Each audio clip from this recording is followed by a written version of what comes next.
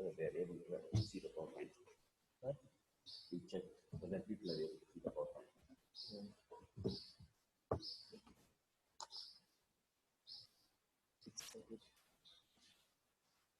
Good morning, class. I welcome you to today's lecture. This is our second last lecture of International Business Management. Are you able to see the PowerPoint? Hello, class. Are you able to see the PowerPoint?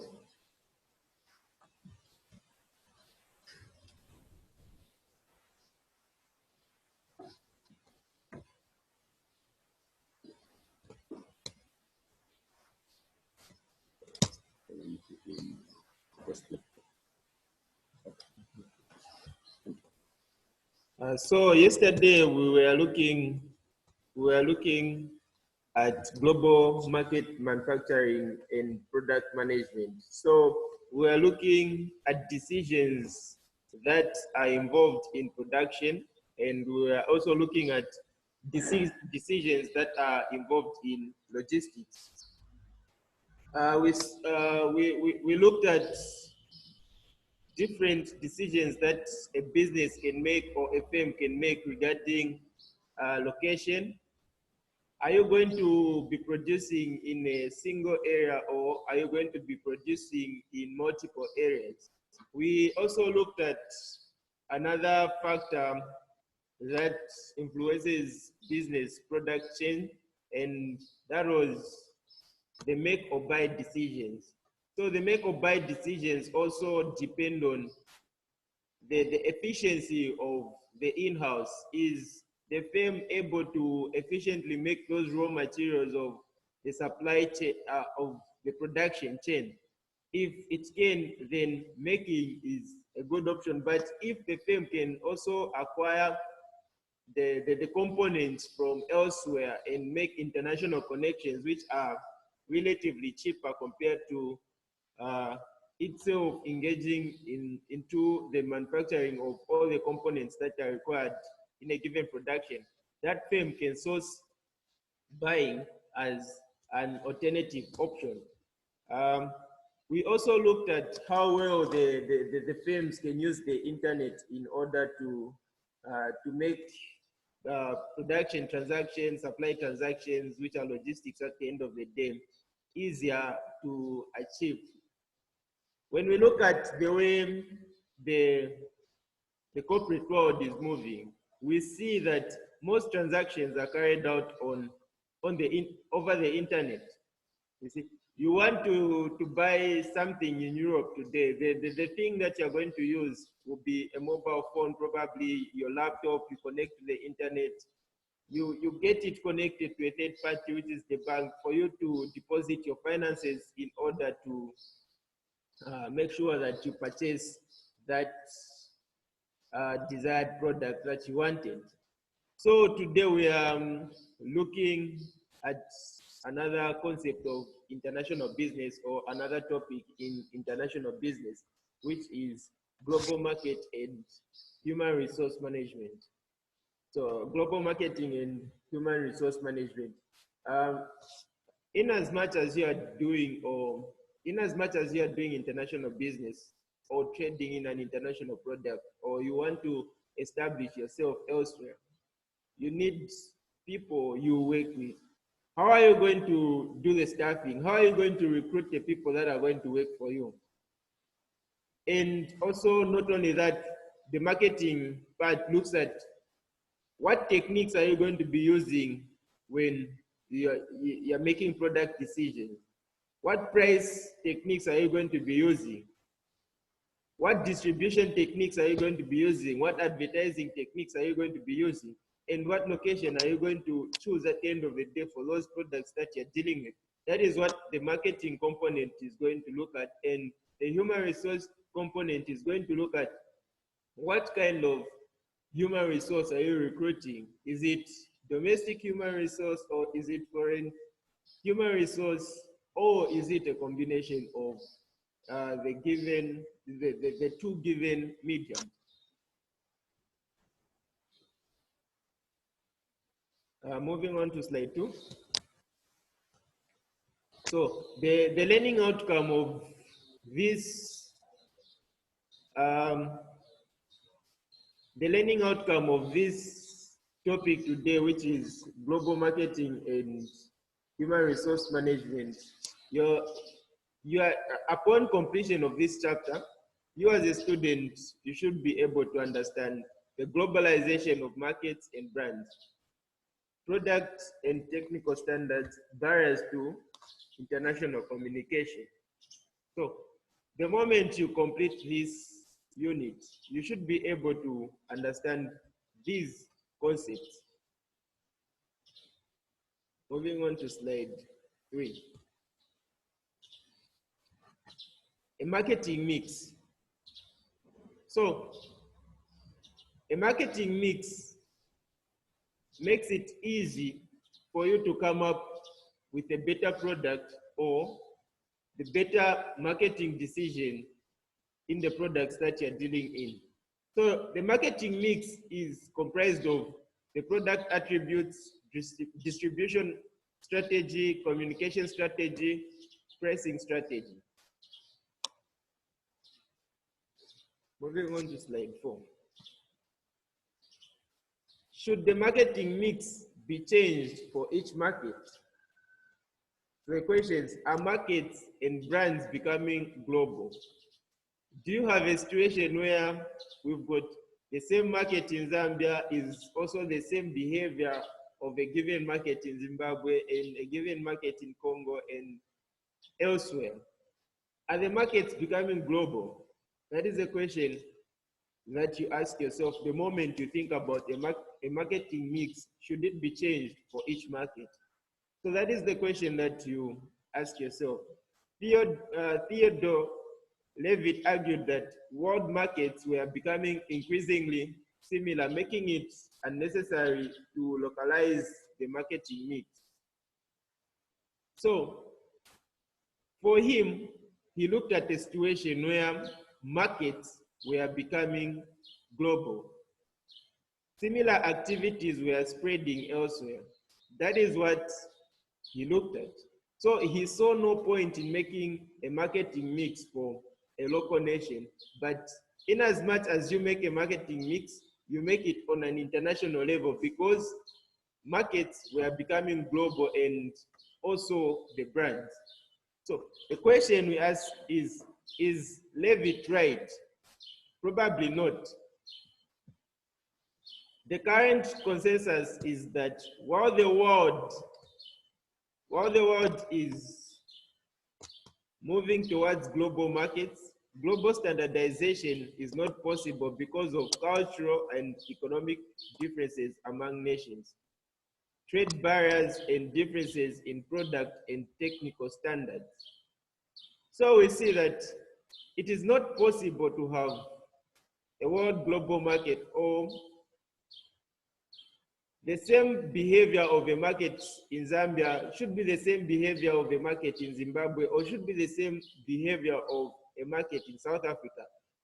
This is not something which is possible at the end of the day, and reasons behind that is these countries, when we look at them, they've got cultural differences, they've got economic differences. The terms of trade which are employed by their different governments also differ at the end of the day. And this is why it is not possible for markets and brands to become global or markets to be practicing the same activities.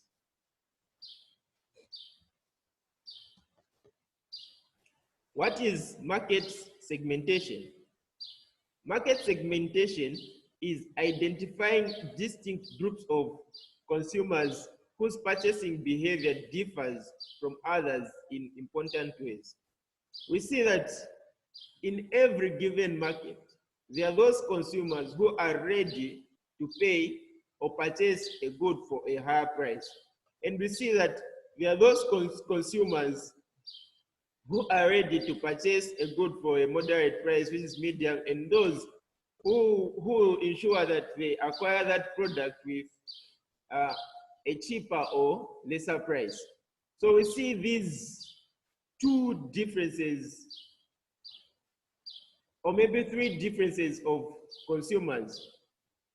This is because not everyone has got the same purchasing power at the end of the day. That is why market segmentation is important. Identifying distinct groups of consumers whose purchasing behavior differs from others in important ways.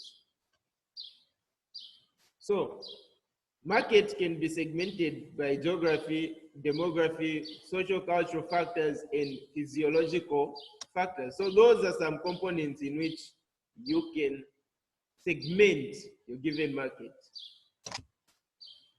When there are differences between countries in the structure of market segments, a unique marketing mix to appeal to a certain segment is given. Segment in a given country may be necessary. So if we have a situation where you've got differences in countries, when you look at the structures of countries and how they behave, economic terms, there will be need of you to assign a unique marketing mix to each country. This is because those countries are not behaving in the same way. Country A and country B. You've got country A which has trade barriers and it's got high taxes on its market. And you've got country B which has, and you've got country B which has free trade at the end of the day. You realize that you do not have to employ the same marketing mix that you are going to employ in country A, and the same marketing mix you employ it on country B. This is not possible because the differences in structures of the countries, and if you employ the same marketing mix, the country on which you got full information in developing that marketing mix, that country will be doing fine. In that other country where you did not get full information on developing a given marketing mix, you find that that country is not going to, that country fame is not going to do well at the end of the day because the marketing mix that you employed was of characteristics of another country. Moving on to, okay, when segments that transcend national borders exist, a global strategy is possible. So if you've got similar characteristics, then if you've got similar characteristics of A and B, country A and B, and they interchange at the end of the day, those characteristics, it is possible for you to employ a global marketing mix because those two countries have got similar characteristics at the end of the day. So the marketing mix that you can employ in country A is not going to, the marketing mix that you're going to employ in country A will also work for country B because they've got information which is similar in characteristics. Moving on to slide 6. How do product attributes influence marketing strategy? A product is like a bundle of attributes. Products sell well when their attributes match consumer needs. You agree with me that you will continue consuming a given good or buying a given product if the characteristics of that product continue pleasing you. If the characteristics of that product continue impressing you, you will continue buying that good. Consumer needs depend on culture, which is traditional social structure, language, religion, and education. It also depends on level of economic development. Consumers in highly developed countries tend to demand a lot of extra performance attributes, while consumers in less developed nations tend to prefer more basic products. So we see most of the products that are produced in developing or less developed countries cannot be compared to those products that are produced in developed nations, because the level of economic development in those areas are high, and the people are exposed to high quality products, and for them, uh, extra performance attributes will be their concern. But for somebody who's in a developing or less developed country, probably more basic products are going to be considered, looking at the level of economic development they are in. Another need is product and technical standards. National differences can force firms to customize the marketing mix. So the level of technology, the techniques that you employ in a given country are going to force you as a firm that has established itself in that given country to employ a different marketing mix from one country to another. How does distribution influence marketing strategy? Distribution strategy, the means that a firm chooses for delivering the product to the consumer. How a product is delivered depends on the firm's market entry strategy. Firms that produce locally can sell directly to the consumer, to the retailer or the wholesaler. So we see it depends with the establishment of your firm. If you are established locally, you find that you are able to sell your products and goods directly to the consumers, because your target market is just in the circumference of your establishment. And then firms that produce outside the country have the same option, plus the option of selling to an import agent. So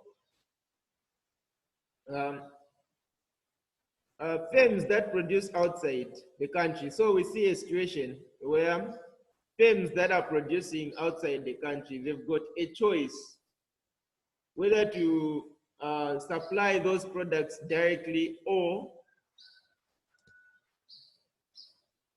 engage their selling to an import agent. So like you now have a middleman or a middle person in between you and your products that you're going to be selling at the end of the day. So this is the distribution strategies that firms are going to employ depending on the market entry strategy that they are carrying out. How do distribution systems differ? There are four main differences in distribution systems. Retail concentration, which is just the market share of the top 5 distribution firms in a given market. That is what retail concentration is. And then it can be concentrated in one location, or it can be fragmented, which is scattered in several locations. Number 2, you have channel length, the number of intermediaries between the producer and the consumer. That is channel length. What are the departments in between you, your final stage, which is the consumer? That is channel length. Then channel exclusivity. How difficult is it is for outsiders to access? You know, in as much as you are doing a given product, the way you produce something or the way you're going to channel your system, it should be in a unique way that it is different from your competitors. In so doing, you'll be able to win extra profit, because consumers will be seeing better qualities in what you produce. And then number 4, we've got channel quality. The expertise, competencies, and skills of established retailers in a nation and their ability to sell and support the products of international business. So you also look at the channel quality, your expertise. You and I agree to say that if you've got good people that you're working with, skilled people, to say experts, you see a situation whereby creativity will be upheld. The way things are going to be carried out are not going to be carried out in a way compared to people who are less qualified, because those people who are called experts are highly qualified and specialized in given fields.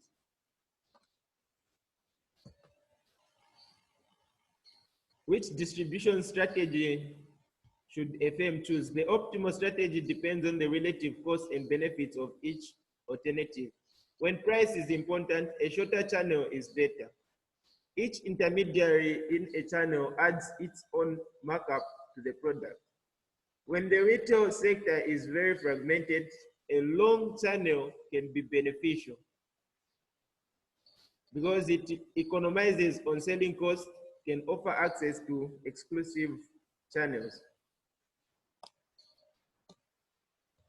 This is a pictorial representation of a distribution system that you can take time to look at it in your free time when studying. So, why is communication strategy important? Communicating product attributes to prospective customers is a critical element in the marketing mix. How a firm communicates with customers depends partly on the choice of channel. Communication channels available to a firm include direct selling, sales promotion, direct marketing, or advertising. So these are the channels of communication that you have: direct selling, sales promotion, direct marketing, and advertising. So for you to communicate, you need to advertise your product. For you to communicate, you need probably direct selling, personnel selling, sales promotions on the products that you're dealing in. And sales promotions can come in forms of discounts, etc. So, barriers to international communication. The effectiveness of a firm's international communication can be jeopardized by cultural barriers. It can be difficult to communicate messages across cultures. The cultures are different. We've got different cultures scattered all over the world. And this is a barrier that is experienced through communication, because the way people relate in a country elsewhere, for example, Zimbabwe, you find that the way we relate here, it's different. And our cultures can face barriers at the end of the day in terms of communication if we do not have full information about how that culture is. Then source and country of origin. So what the country of origin believes in can also have an impact on the target country that you are exporting to, or maybe the target country that you're doing your international business with. Noise levels, the amount of other messages competing for a potential consumer's attention. In as much as you are dealing with a product, there are also other people who are dealing with in the same product, and they'll always make sure that they decampaign or demoralize your product by issuing negative statements about your product. So those are the noise levels. And other people might be in the field just to destroy the good name of your product. That is a communication barrier as well. There are two types of communication strategies. A push strategy emphasizes personnel selling, and a pull strategy emphasizes mass media advertising. So for personnel selling, you need an expert who's specialized in personnel management, who's going to be able to sell your product personally. And for a pull strategy, which is mass media advertising, well, probably you're going to use televisions, radio, cassettes, internet, social platforms, etc. Push versus pull. The choice between strategies depends on product type and consumer sophistication. A pull strategy works well for firms in consumer goods selling to a large market segment. A push strategy works well for industrial products. Channel length. A pull strategy works better with longer distribution channels. Media availability. A pull strategy relies on access to advertising media. A push strategy may be better when media is not easily available. I'll be a bit fast because I am running out of time. Should a firm use standardized advertising? Standardized advertising makes sense when it has significant economic advantage, creative talent is scarce, and one large effort to develop a campaign will be more successful than numerous smaller efforts. Brand names are global. Standardized advertising does not make sense when cultural differences among nations are significant. Advertising regulations limit standardized advertising. What pricing strategy should firms use? Firms need to consider price discrimination. You cannot offer the same price to everyone. So price discrimination is going to look at the elasticities of demand, the responsiveness, how ready are the people willing to buy a given product at a given price. That is what price elasticity of demand is all about. And price discrimination, so this is, for example, charging different classes of people with a different price. The high class with a higher price, the middle with a middle price, the lower with a lower price, just like that. That is price discrimination. Or different groups of individuals, let's say students, you charge them a different price, non-students, you charge them a different price. That is price discrimination also.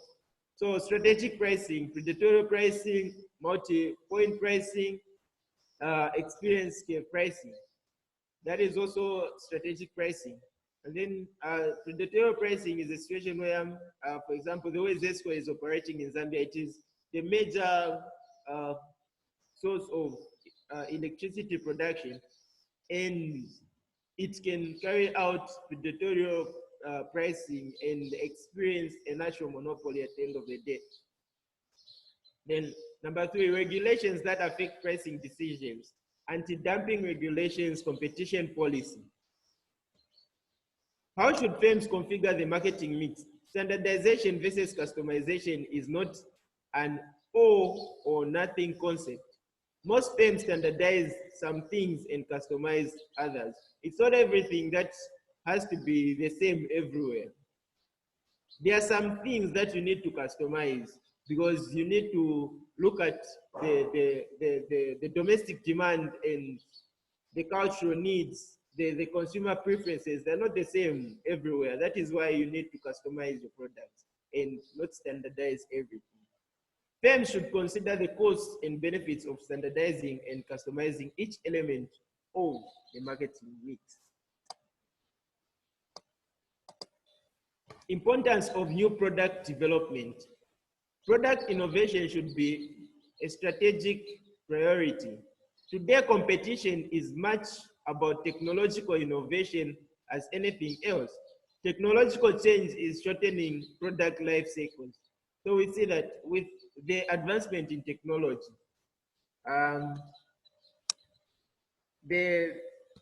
with the advancement in technology, the product life cycle is shorter.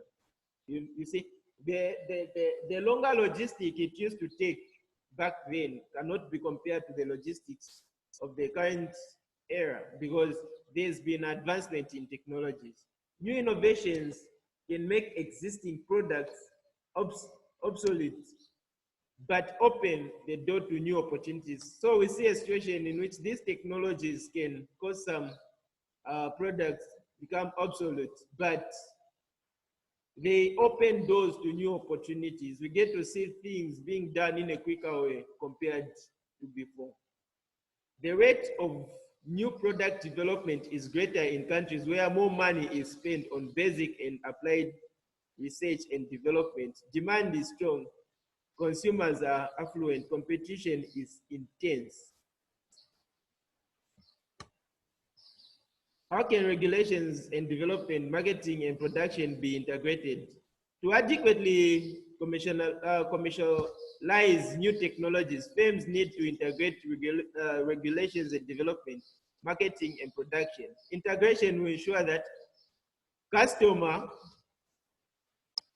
um, integration will ensure that customer needs drive product development. New products are designed for ease of manufacture. Development costs are kept in check. Time to market is minimized. Cross-functional integration is facilitated by cross-functional product development teams. Now we look at the human resource component away from the marketing component. So the marketing component was just looking at the marketing mix which a firm is going to employ. Is it going to employ the same marketing mix in country A, country B, country C, or country D? We say that it is not going to employ the same marketing mix because these countries have differences.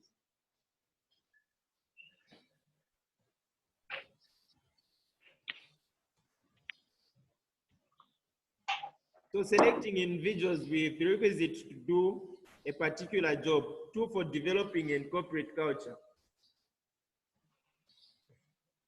So types of staffing. We've got ethnocentric. All key management positions are filled by parent company nationals. Polycentric. Host country nationals manage subsidiary parent company. Polycentric. Host country nationals manage subsidiary parent nationals have key positions at headquarters. And then geocentric. Seek best people for key jobs regardless of nationality. So these are the types of staffing that are going to be employed when choosing people that are going to work for your firm. So these are some comparisons of the types of staffing you employ when choosing your human resource. Expatriate problem, expatriate failure, premature return of the expatriate manager to his home country. Cost of failure is high. Estimate 3 times the expatriate annual salary plus the cost of relocation. Reasons for expatriate failure: inability to cope with larger overseas responsibilities, difficulties with the new environment, personal or emotional problems, lack of technical competency, inability of spouse to adjust. Expatriate selection: self-orientation, others orientation, perceptual ability, cultural toughness, and you can look at the definition of expatriate selections that we have listed. Training for expatriate managers. So these are the trainings for expatriate managers. You've got the cultural training, the language training, and the practical trainings. And you can look at the bullets under each to explain what they are all about. They are direct to the point. Performance appraisal, problems. An international bias, host nation bias by cultural frame of reference, home country bias by distance and lack of experience working abroad. So expatriate managers believe that headquarters unfairly evaluate and appreciate them. Many believe a foreign posting does not benefit their career. Guidelines for performance appraisal. So these are the guidelines for performance appraisal. So performance appraisal is just about appreciating the kind of a performance that your employee is giving to your firm. International labor relations, key issue, degree to which organized labor can limit the choices of an international business. So these are some labor concerns that we have, and you can look at them in your free time when studying. And then multinationals' approach to labor relations, decentralized labor laws, union power and nature of collective bargaining varies from country to country. Centralized, want to rationalize global operations, need to control labor costs and maximize rate of move to lower cost country. Before move, get new union approval for work. Sorry, I was a bit fast when concluding, but I'll give a recap on these units in the last unit that I am going to present to you. And the last unit is going to look at the trade theories. And from that, I'll be able to conclude other things that I did not look at. Thank you very much for your attendance for today's lecture.